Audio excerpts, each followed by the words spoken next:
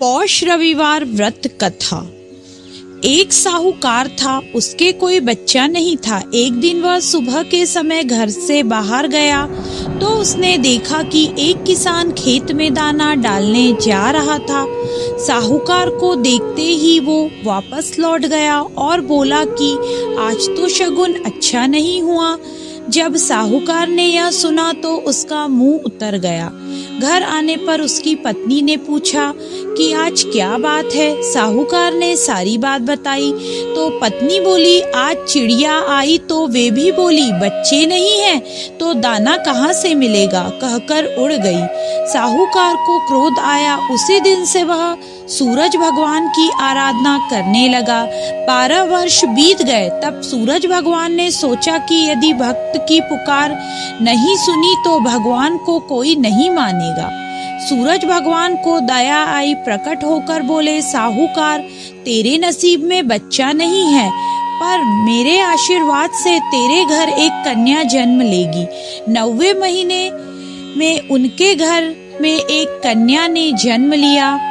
जब नायन नहलाने आती तो कन्या हंसती मुस्कुराती। कन्या के मुस्कुराने से हीरे मोती गिरते। उन हीरे मोती को नायन लेकर चली जाती। 1.25 महीना बीत गया। तब साहूकार की पत्नी नायन से बोली, अब इसे मैं नहला दूंगी।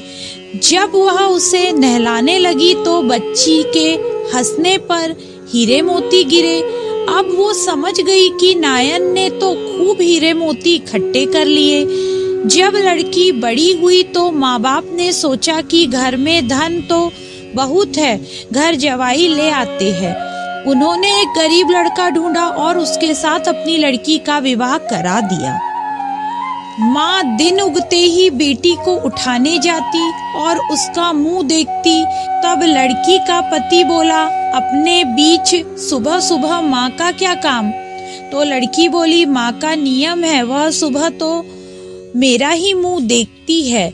दूसरे दिन वो सुबह उठा और उसका मुंह देखा तो उसके मुंह में हीरे मोती बिखरे। अब वो समझ गया कि इसीलिए ही सासू माँ इसका मुंह पहले ही देख लेती है। थोड़ी देर बाद लड़की की माँ आई तो हीरे मोती नहीं मिले। माँ समझ गई कि जवाई को पता चल गया। माँ के मन में कपट आया। उसने एक आदमी को जवाई को जान से खत्म करने के लिए भेज दिया।